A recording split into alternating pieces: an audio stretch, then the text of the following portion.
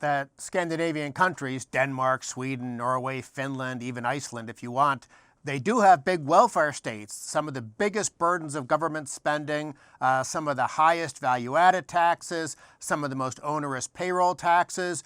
The fiscal policy part of Scandinavia is a conservative nightmare. It's a libertarian dystopia. However, if you look at economic freedom of the world from the Fraser Institute or Index of Economic Freedom from the Heritage Foundation, you'll see that fiscal policy is only 20% of a nation's grade in both rankings. And when you look at other policy areas like monetary policy, trade policy, quality of governance, rule of law, things like that, it turns out that the Scandinavian countries are some of the most free market-oriented places on the planet. So they're very deregulated.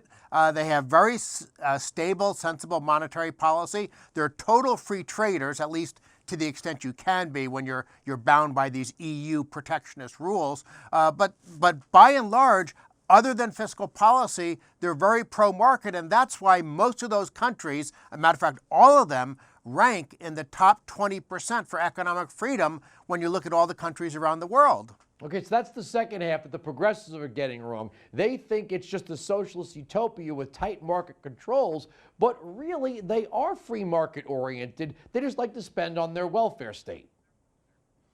Correct, but I'll add one important caveat to what you just said.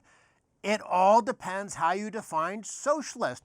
The technical definition of socialism, think about Clement Attlee and post-World War II United Kingdom, technically socialism is government ownership of the means of production. In the really sweeping cases of socialism, like in the Soviet Union, you had government control of prices. You didn't even have a functioning market price system. Now, you don't find any of that in the Scandinavian countries. They have free market prices, businesses are allowed to go bankrupt, there's no government-controlled investment, there's definitely no government ownership of factories and things like that. So in that sense, in that definition of socialism, the Scandinavian countries have never been socialist. They've always been free market. Now, however, in the modern American definition, think Bernie Sanders and people like that, a lot of people just think socialism means, a big government with high taxes and a big welfare state. So it really, frankly, depends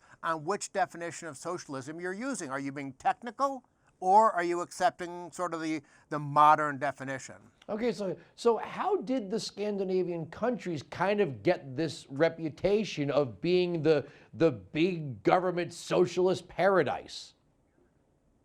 This is a fascinating story, because if you look at the history of Scandinavia, it turns out that those countries became rich in the 1800s and the early 1900s before they had big welfare states. As a matter of fact, for much of that period, they didn't even have income taxes or any welfare state.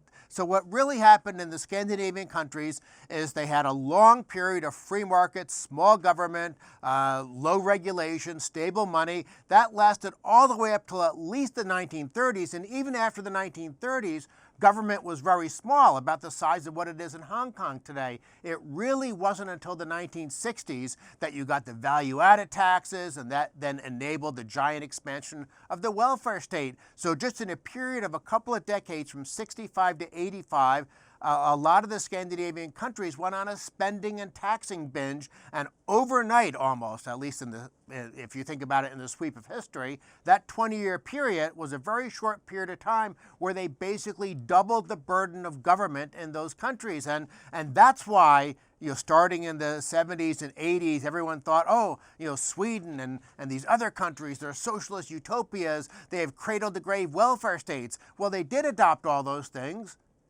And here's the thing to understand. Once they adopted those things, the economy began to slow down. In other words, they had all this very rapid growth during the free market period with small government, and then after the welfare state was put in, they then had slow growth. And as a matter of fact, in Sweden in the early 1990s, they actually had a financial crisis because of the big expansion of government. And ever since then, they've actually been liberalizing their economy, lowering tax rates. They have school choice. They partially privatized their social security system. There are some really good free market stories to tell about the Scandinavian countries. You'll never hear them from Bernie Sanders or Alexandria Ocasio-Cortez.